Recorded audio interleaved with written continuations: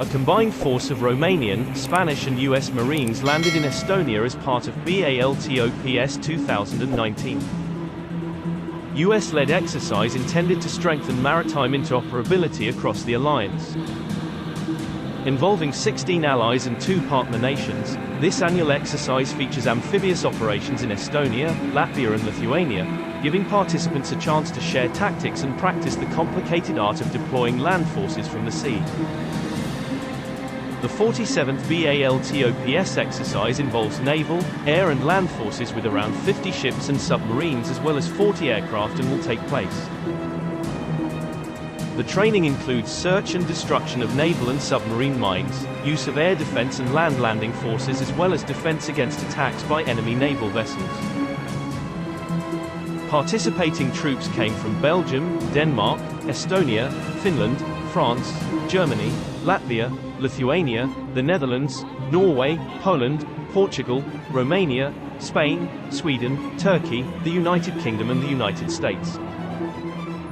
Romanian Marines with the 307th Regiment, and Spanish Marines, assigned to the 2 Batallón de Desembarco, Brigada de Infantería de Marina, 2nd Landing Battalion, Brigade Marine Infantry, secure the beach after disembarking from the mine-layer, Luban-class landing ship ORP Gniezno using amphibious transport tracked Soviet and 2 landing craft utility ships using a light amphibious resupply cargo vehicle and a medium tactical vehicle replacement during the 2019 Baltic Operations exercise.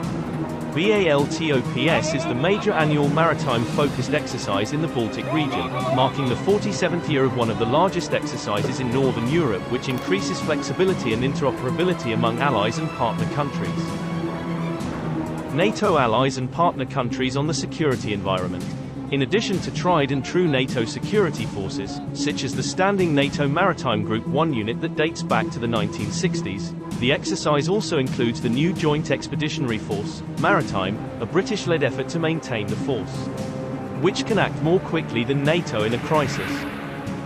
Several smaller task groups make up this larger force. Mine countermeasures activities were carried out by 3 groups: Permanent NATO MCM Group 1, the Baltic States Naval Squadron, BALTRON, and a 3rd group created specifically for this exercise.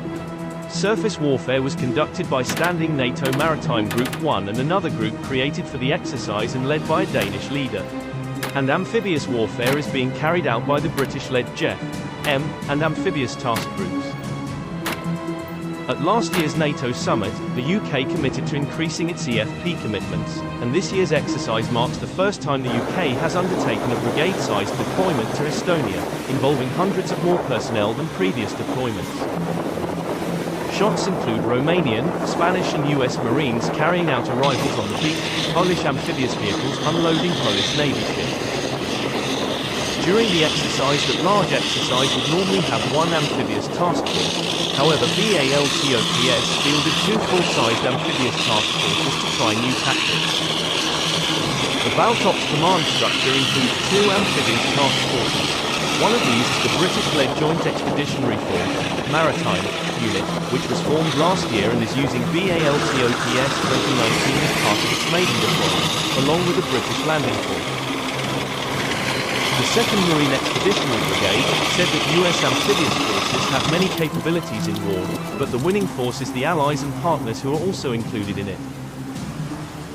During the NATO-led exercise Brilliant Jump 24, we meet with Private David Dominguez Rodriguez, tank driver in the Regimiento Acorazado Córdoba X of the Spanish Army.